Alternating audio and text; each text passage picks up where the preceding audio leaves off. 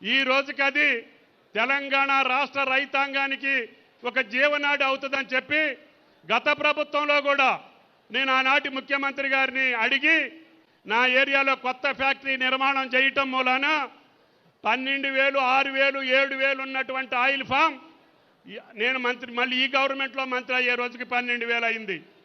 అప్పుడు ఇరిగేషన్ మంత్రిగా ఉన్నటువంటి నా మిత్రులు హరీష్ రావు గారు అనేక సందర్భాల్లో నా తోటలోకి తీసుకెళ్ళి ఆయన నైట్ హాల్ట్ చేపించి పొద్దున్నే మొక్కకి తిప్పి అన్న తెలంగాణలో మనం ఆయిల్ ఫామ్ వేయాలి, ఈ వరి పంట, మిర్చి పంట, పత్తి పంట వల్ల మన రైతులు నష్టపోతున్నారు, అకాల వర్షాలు కావచ్చు, కోతులు కావచ్చు, కరువు కావచ్చు, కాటకాలు కావచ్చు, వీటన్నిటి వల్ల మన రైతును మనం రక్షించుకోలేకపోతున్నాం.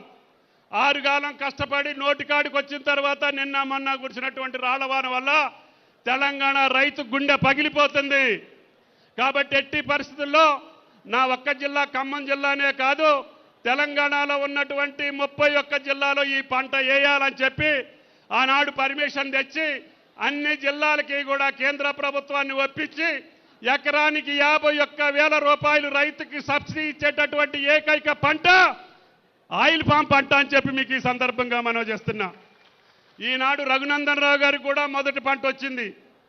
అదేవిధంగా హరీష్ అన్వేషిండో లేదో నాకు తెలియదు, కానీ ఆయన కూడా వేయమని చెప్పా. మీ అందరితోటి వేయించడు కానీ ఆయన వేయలే. ఆయనతోటి కూడా రేపే మొక్కలు వేయించే బాధ్యత నాది అని చెప్పి మీకు ఈ సందర్భంగా మనం చేస్తున్నా. ఇక్కడున్న మా సుఖేందర్ రెడ్డి గారు ఇప్పటికి ఒక 50 వేసిండు, ఇంకొక 50 వేస్తానంటుండు. మా స్పీకర్ గారికి ఉందో లేదో నాకు తెలియదు, కానీ ఉంది, పొలం ఉంది. నేను వచ్చి మొన్న చెప్పిన మీ జిల్లాలో వేస్తానని చెప్పినావు, వేయాలి. మన చూసి రైతు నేర్చుకోవాలి. మనం సంపాదిస్తే మన సంపాదన చూసి ఆయన వస్తాడు తప్ప మన పదవులు శాశ్వతం కాదు అని చెప్పి కూడా మీకు ఈ సందర్భంగా మనం చేస్తున్నాం. అందుకని ఈనాడు ఇది ఏ పార్టీకో ఏ వ్యక్తులకో సంబంధించింది కాదు. జీవితకాలం మొక్కేస్తే 40 సంవత్సరాలు ఉంటుంది. అందుట్లో కోకో వేసుకోవచ్చు, వక్కేసుకోవచ్చు, జాజేసుకోవచ్చు. 3 సంవత్సరాలు కూడా మీకు 51,000 రూపాయలు సబ్సిడీ ఇచ్చి అంతర పంట వేసుకుంటే కూడా మీకు డబ్బులు ఇచ్చే ఏర్పాటు చేస్తున్నాం. మొక్కలు ఫ్రీగా ఇస్తున్నాం, డ్రిప్ ఇస్తున్నాం, మందులు ఇస్తున్నాం, అంతర పంట వేసుకుంటే కూడా ఇస్తున్నాం. అంతర పంట మీరు వేసే పంటలలోనే ఈ పంట వస్తుంది. మిర్చిలో వేయండి, పత్తిలో వేయండి, ఆఖరికి వరి పొలంలో కూడా వేయండి. రాకపోతే నాది బాధ్యత అని చెప్పి కూడా మీకు ఈ సందర్భంగా మనం చేస్తున్నాం. వేదిక మీద ఉన్నటువంటి పెద్దలందరికీ విజ్ఞప్తి చేస్తున్నా. ఈనాడు వరికి ఇబ్బందులు ఉన్నాయి. తెలంగాణలో నీళ్లు కనపడితే చాలు వరి పొలం వేసి ఇంట్లో పండుకుంటున్నాం. దమ్ము చేసేవాడు దమ్ము చేస్తుండు, కోత కోసేవాడు కోత కోస్తుండు, అమ్మోడు అమ్ముకుంటుండు. మనకి ఎంఎస్పి వస్తుంది, సన్న బియ్యానికి సన్నధాన్యానికి సబ్సిడీ వస్తుంది. బాబు మీరు కూర్చోండి అమ్మా, మీరు కూర్చోండి. సన్నధాన్యానికి సబ్సిడీ వస్తుంది. మీకు ఈరోజు గిట్టుబాటు కావచ్చు. కూర్చోండి, మీరు కూర్చోండి. ఇవన్నీ మామూలే, 50 ఏళ్ళ బట్టి చూస్తున్నా.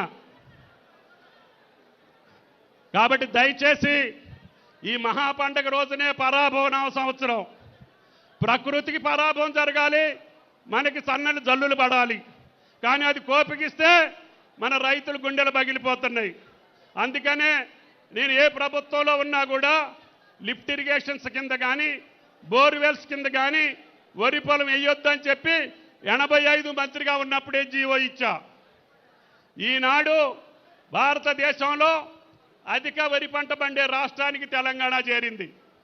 కానీ కేంద్ర ప్రభుత్వం, రఘునందన్ రావు గారు కూడా ఇక్కడే ఉన్నారు, నిక్కచ్చిగా చెప్పింది 15 రోజుల క్రితం, మేము వరి ధాన్యాన్ని సేకరించాం, మీరు జాగ్రత్త పడండి అని చెప్పి రాష్ట్ర ప్రభుత్వానికి తాకీదు ఇచ్చిందని చెప్పి కూడా మీకు ఈ సందర్భంగా మనం చేస్తున్నాం. కాబట్టి మనం పండిస్తా, మన అవసరాలకు సరిపోని మనం ఉంచుకున్నా కేంద్రం కొనకపోతే తెలంగాణ రైతు ఇబ్బంది పడతాడు. అందుకని ఇప్పటి నుంచే క్రాప్ డైవర్సిఫికేషన్ చేయాల్సిన అవసరం వచ్చింది. మన రాష్ట్రంలో 20 లక్షల ఎకరాలకి యోగ్యమైనటువంటి ఆయిల్ ఫామ్కి భూములు ఉన్నాయి. కాబట్టి ఇప్పటికి 3 లక్షలే వేసాం. నేను ఈ 3 సంవత్సరాల్లో 6 లక్షల ఎకరాలు వేయాలని నా పట్టుదల. దానికి తెలంగాణ ప్రజాప్రతినిధులు, రాజకీయ పార్టీలు అందరూ సహకరించాలని, తద్వారా ఈనాడు పామాయిల్ వేసిన రైతు నిశ్చింతగా బతకగలుగుతున్నాడు. కొంతమంది అనుకుంటున్నారు అందరూ వేస్తున్నారు కదా దీనికి ధర ఉంటుందో ఉండదోనని. తప్పకుండా కేంద్ర ప్రభుత్వాన్ని ఒప్పించి రఘునందన్ గారికి చెప్పాను, కేంద్ర మంత్రులకు చెప్పాను, ఇంపోర్ట్ డ్యూటీని మళ్ళీ ఇంపోజ్ చేస్తే ఈ సంవత్సరంలోనే 25,000 టన్నుకి అమ్మించేటటువంటి బాధ్యత నాది అని చెప్పి ఈ సందర్భంగా మనం చేస్తున్నా. నా దగ్గర గిరిజన రైతులు, దళిత రైతులు కూడా 15 టన్నులు దిగుబడి తీస్తున్నారు. ఇప్పుడు ఇంకా మేలైనటువంటి వంగడాలు వచ్చినాయి, దీంట్లో పొట్టి వెరైటీస్ వచ్చినాయి, హైబ్రిడ్ వచ్చింది. రైతులకు సుఖమైనటువంటి విత్తనాలని, మేలైనటువంటి వంగడాలని ఎంత ఖరీదైనా సరే కొనుక్కురమ్మని చెప్పి ఆయిల్ ఫెడ్ అధికారులకు ఆదేశాలు ఇచ్చాం. అందుకని ఆనాడు ఆ ప్రభుత్వంలో అన్ని జిల్లాల్లో కూడా ఈ పంట వేయించాం. అన్ని జిల్లాల్లో 10-15 వేల ఎకరాలు ఇప్పుడు పంట వచ్చింది. ఈ పంటకి ఫ్యాక్టరీ లేకపోతే ఈ పంట మొత్తాన్ని నిర్మల్ నుంచి కూడా అశ్వారావుపేటకి, మహబూబ్ నగర్ నారాయణపేట నుంచి కూడా అశ్వారావుపేటకి, అదేవిధంగా పెద్దపల్లి నుంచి కూడా అశ్వారావుపేటకి తోలాల్సి వస్తుంది. ఆ కిరాయి కూడా మేమే పెట్టుకుంటున్నాం, అంటే ప్రభుత్వమే పెట్టుకుంటుంది. మీ తోటలో వచ్చినటువంటి కలెక్షన్ సెంటర్లో మీరు గెల్ల తెచ్చి అక్కడ పెడితే చాలు, ఫ్యాక్టరీ వాళ్ళే వచ్చి తీసుకెళ్ళి 3వ రోజునే మీ ఖాతాలో డబ్బులు వేస్తున్నారు. ఇక్కడ ఎవరైనా పంట వచ్చిన వాళ్ళు ఉన్నారా? ఓ చాలామంది ఉన్నారు, సంతోషం. మీరు అందరూ నా తోటలోకి వచ్చిన వాళ్ళే. ఒకళ్ళిద్దరు మాట్లాడుతురు కానీ మంచి రైతులు, ఎక్కువ దిగుబడి వచ్చిన వాళ్ళు. కాబట్టి పెద్దలు మాట్లాడే ముందు మీరు అంతా ప్రశాంతంగా ఉంటే, ఈ పండగ రోజే మేము అసలు రేపు ఉదయం అనుకున్నా, కానీ ఉగాది పండుగ అంటేనే రైతు పండుగ. ఉగాది పండుగ అంటేనే తెలంగాణకి, తెలుగు రాష్ట్రాలకి మంచి పండుగ. ఇది కొత్త సంవత్సరం. పేరు పరాభం ఉన్నా పరాభం మన్ని వెంటాడకుండా మన శత్రువులకి, దేశద్రోహుల్ని పరాభం చేయాలి తప్ప మన తెలంగాణ ప్రజలు తలెత్తుకొని బతికేటట్టుగా ఈ పరాభవ సంవత్సరంలో బతకాలి. కాబట్టి మీరందరూ ఏ పార్టీకి సంబంధించిన పామాయిల్ గెల ఒకటే వస్తుంది. తెలుగుదేశం వాడికి అదే వస్తుంది, కాంగ్రెస్ వాడికి అదే వస్తుంది, బీజేపీకి అదే వస్తుంది, బీఆర్ఎస్కి అదే వస్తుంది. కాబట్టి మీరందరూ పంటేయండి. పార్టీలు స్థిరం కాదు, వ్యక్తులు స్థిరం కాదు, పదవులు స్థిరం కాదు. మీ బాగు, మీ నవ్వు, మీ యొక్క సంతోషం మాకు శాశ్వతంగా ఉండాలని చెప్పి మా కోరిక. కాబట్టి దయచేసి నాకు ఏ రాజకీయ పార్టీ ఉన్నా నా గుండెల్లో, నేను ఇరిగేషన్ మంత్రిగా ఉంటే హరీష్ రావు గారిని 24 గంటలు ఇబ్బంది పెట్టా. నేను 15 సంవత్సరాలు ఇరిగేషన్ మంత్రి చేశా. అయినా తెలంగాణలో పచ్చబడుతున్నటువంటి తెలంగాణకి అందరం కలిసి చేయూతనిచ్చి క్రాప్ డైవర్సిఫికేషన్కి ఇప్పుడు ఇంతకంటే అవకాశం తక్కువ ఉంది. అందుకనే దయచేసి ఎక్కువ మంది రైతులు కొబ్బరి వేసుకోండి, అందుట్లో కోకో వేసుకోండి, వక్కేసుకోండి, జాజ్ వేసుకోండి. మీకు ఎక్కువ ఆదాయం వచ్చేటటువంటి పంటలు వస్తున్నాయి. పక్క కర్ణాటకలో పండిస్తున్నారు, కేరళ పండిస్తున్నారు. మనం ఎందుకు పండియలేం? నేను సభ్యులందరూ, మా స్పీకర్ గారు, చైర్మన్ గారు ఇద్దరు ఉన్నారు. మీరందరూ ఒప్పుకొని అన్ని పార్టీలు ఏకమాటకు వస్తే మనం ఏదైతే పంటని దిగుబడి చేసుకుంటున్నామో, అది కూరగాయలు కావచ్చు, పప్పు ధాన్యాలు కావచ్చు, నూనె గింజలు కావచ్చు, నేను ముఖ్యమంత్రిని ఒప్పించి వాటికి సబ్సిడీ ఇవ్వాలనేది నా మనసులో కోరిక అని చెప్పి కూడా మీకు ఈ సందర్భంగా మనం చేస్తున్నాం. కాబట్టి రైతు డిమాండ్కి తగ్గట్టుగా పండించుకోవాలి, అత్యధిక ధరకు అమ్ముకోవాలి, ఆదాయాన్ని సంపాదించాలి, పిల్లల్ని చదివించుకోవాలి, కుటుంబాలు సంతోషంగా బతికిన రోజునే మనం సాధించుకున్న తెలంగాణకి సార్థకత. అది వ్యవసాయానికి తప్ప వేరే దాంట్లో ఎక్కడా సాధ్యం కాదు. 100కి 70%, 80% మనం పొలంలో బతికేవాళ్ళం. ఇంకా ఏది చేసినా కూడా ఇంత త్వరగా అభివృద్ధి జరిగే పరిస్థితులు లేదు. మీరు నా జిల్లా మొత్తం తిరిగి చూశారు. కోయగూడాలు కానీ, లంబాడి తండాలు కానీ, దళిత వాడలు కానీ, ఆయిల్ ఫామ్ వేసిన రైతు డాబా కట్టుకుండు, కారు కొనుక్కుండు, ఆడి పిల్లగాడు ఉద్యోగం చేస్తుండో, ఆయన బ్రహ్మాండంగా బతకగలుగుతుండు. అది నా ధైర్యం. నేను ఇప్పుడు మంత్రి అయిన రోజున కూడా 12,600 ఉంది. మళ్ళీ కేంద్రం మీద దెబ్బలాడి ఇంపోర్ట్ డ్యూటీ 0 చేస్తే దాన్ని 44% ఉన్నదాన్ని మళ్ళీ కనీసం 25% చేశారు చౌహాన్ గారు.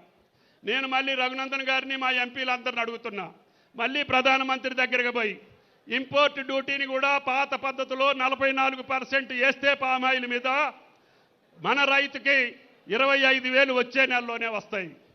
కాబట్టి దయచేసి కేంద్ర ప్రభుత్వం సహకరిస్తుంది, రాష్ట్ర ప్రభుత్వం సహకరిస్తుంది. ఎవరు సహకరించినా సహకరించకపోయినా మనకి పంట వస్తే మన దయా దాక్షిణ్యాల మీద ఏ రాజకీయ పార్టీ అయినా బతకాలి. కాబట్టి దయచేసి ఈ ఫ్యాక్టరీ చారిత్రకమైనటువంటి ఫ్యాక్టరీ. ఆ రోజు హరీష్ రావు గారు స్థలాన్ని సేకరించి సుమారు 10-15 వేల ఎకరాలు పంట వేశాడని చెప్పి నేను మొదటి మంత్రి అయినటువంటి మొదటి సంతకం నేను ఆ రోజు మాట ఇచ్చా కాబట్టి, నా మాట మీద ఈయన తోటలు వేయించాడు కాబట్టి ఈ ఫ్యాక్టరీయే ముందు కట్టాలా తెలంగాణలోనని తొలి సంతకం పెట్టినటువంటి ఫ్యాక్టరీ మీ నరిమెట్ట ఫ్యాక్టరీ అని చెప్పి కూడా మీకు ఈ సందర్భంగా మనవి చేస్తున్నా. ఇది కేవలం 16 నెలల్లో నిర్మాణం చేశాం. ఇప్పుడు తెలంగాణలో కాదు, ఆంధ్రాలో ఉన్న అన్ని ఫ్యాక్టరీల కంటే లేటెస్ట్ మెషినరీ తోటి, హైయెస్ట్ కెపాసిటీ తోటి ఏర్పాటు చేశాం. అదేవిధంగా 4 మెగావాట్ల విద్యుత్ శక్తి కూడా ఇక్కడే తయారు చేసుకుంటాం. ప్రభుత్వం కరెంట్ ఇచ్చినా రాకపోయినా మన రైతుల యొక్క పంట ద్వారా వచ్చినటువంటి వేస్ట్ ద్వారా 4 మెగావాట్ల కరెంటు ఉత్పత్తి చేసుకుంటాం. మనకి ఇంకా అవసరమైతే మనమే ప్రభుత్వానికి కరెంట్ ఇచ్చే స్థితిలో ఉన్నాం. అదేవిధంగా ఇప్పటి వరకు తెలంగాణలో ఆయిల్ ఫెడ్కి రిఫైనరీ లేదు. మన ముడి ఆయిల్ని తీసుకెళ్ళి బయట ఎక్కడో రిఫైనరీ చేసుకొని మళ్ళీ తీసుకొచ్చి మనం విజయ బ్రాండ్ ద్వారా అమ్ముకుంటున్నాం. నేనంటున్నా సిద్దిపేట తెలంగాణకి కేంద్రమైనటువంటి సిద్దిపేట, ఇక్కడ ఉంటే అన్ని జిల్లాలకి సమాన దూరం ఉంటుందని అశ్వారాపేటలో అడిగారు, మహబూబ్ నగర్లో అడిగారు. ఎక్కడ అడిగినా నాకు సిద్దిపేటలో ఉంటేనే అది సౌకర్యం, ఈ రాష్ట్రానికి మేలు జరుగుద్దని రిఫైనరీ కూడా రేపు శంకుస్థాపన చేపిస్తున్నానని చెప్పి కూడా ఈ సందర్భంగా మనం చేస్తున్నాం. కాబట్టి దయచేసి ఇది పార్టీల కోసమో లేకపోతే వ్యక్తుల కోసమో చేసే పని కాదు. ఇది శాశ్వతమైనటువంటి తెలంగాణ రైతు సుభిక్షంగా కాలు మీద కాలేసుకొని బతకాలనేదే నా ఏకైక కోరిక. అందుకని ఇంతమంది పెద్దల సమక్షంలో గౌరవ శాసనసభ స్పీకర్ ఆయన పెద్ద ఆయన తోటలో 5 కోట్లున్న భూమిలో కూడా పామ్ ఆయిల్ వేపిస్తుండు. అదేవిధంగా మా మండలి చైర్మన్ సుఖేందర్ రెడ్డి గారు ఆయన మొదటి నుంచి మామిడి తోటలు వేసిండు, ఎంత లాభం వచ్చిందో లేదో కానీ ఇప్పుడు నా పామ్ ఆయిల్కి వచ్చిండు. ఆ రకంగా అందరం కూడా ప్రతి ఒక్కళ్ళం రైతుకు లాభం జరిగేది మనం వాళ్ళకి మోటివేట్ చేసి, వాళ్ళని ధైర్యం చేసి, వాళ్ళకి భరోసానిచ్చి, ప్రభుత్వంలో ఉన్న అందరం కూడా ఒకప్పుడు ఒకళ్ళు ఉండొచ్చు, ఒకప్పుడు ఒకళ్ళు ఉండొచ్చు, ఎవళ్ళు ఉండా మన కేంద్ర బిందువు రైతు. కాబట్టి దయచేసి సాధించుకున్నటువంటి తెలంగాణ రైతాంగం యొక్క మోములో చిరునవ్వు కోసమే ఈ ప్రయత్నం చేశాను. అందుకని మీరందరూ ఇంత పెద్ద ఎత్తున ప్రారంభోత్సవానికి పండగ అయినా సరే, ఉగాది పండుగ అయినా మీరందరూ ఈ కార్యక్రమానికి ఇచ్చేశారు. రేపు ఎల్లుండి 3వ రోజున కూడా ఈ యొక్క స్టాల్స్ అన్ని ఎగ్జిబిషన్ పెట్టాం. రైతులకు కావాల్సినటువంటి విత్తనాలు కావచ్చు, పనిముట్లు కావచ్చు, పశు సంపద కావచ్చు, ఏ సందేహాలు ఉన్నా కూడా ఈ హాల్లో రోజు సైంటిస్టులు, అదేవిధంగా ఆదర్శ రైతులు, లేకపోతే మీకు ఏ సందేహం ఉన్నా మీరు మాట్లాడవచ్చు, వాళ్ళు సమాధానం కూడా చెప్తారు. 3 రోజులు ఈ సెషన్స్ నడుస్తాయి ఇక్కడ. కాబట్టి రాష్ట్రంలో ఉన్నటువంటి నిష్ణాతులైనటువంటి రైతుల్ని పిలిపిస్తున్నాం, శాస్త్రవేత్తలను పిలిపిస్తున్నాం. మీరు కూడా రోజు వచ్చి ఏ పంట మీదైనా ఏ అనుమానం ఉన్నా, ఏ సందేహం ఉన్నా ఇక్కడ వీళ్ళని అడిగి తెలుసుకోండి. మీకున్నటువంటి అనుభవాన్ని కూడా చెప్పండి.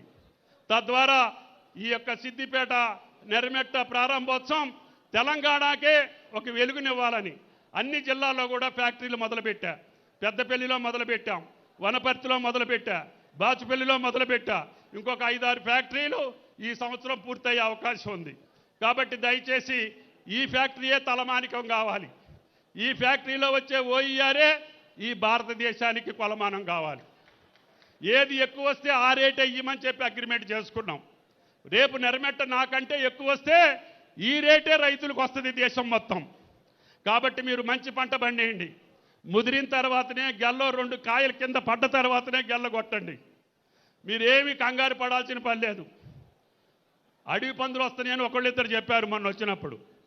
కొద్దిగా ఒక గజం ఎదిగిపోతే అడవి పందులు ఏం చేయలేవు, కోతులు ఏం చేయలేవు, మీ శత్రువు కూడా ఏం చేయలేడు మిమ్మల్ని. కాబట్టి దయచేసి ఈ పంటకున్న ప్రాముఖ్యతని, తెలంగాణకున్న ప్రాముఖ్యతని, తెలంగాణ గడ్డకున్నటువంటి గౌరవాన్ని కాపాడమని చెప్పి తెలంగాణ రైతు సోదరులందరినీ కోరుకుంటూ, ఇప్పుడు నా మిత్రులు ఈనాడు స్థానిక శాసనసభ్యులు దీనికి ఫ్యాక్టరీ రావటానికి ఆయన ముందుగా తోట లేపించినందుకు, ఆయనకి మాట ఇచ్చినందుకు, నా మొదటి సంతకంతో 16 నెలల్లోనే ఫ్యాక్టరీ నిర్మాణం చేసి ఈనాడు నిర్మాణాన్ని పూర్తి చేసుకొని ఈ ఉత్సవంలో ఆయన ఉండాలని చెప్పి ప్రత్యేకంగా పిలిచి ఈరోజు ఆయనతోటి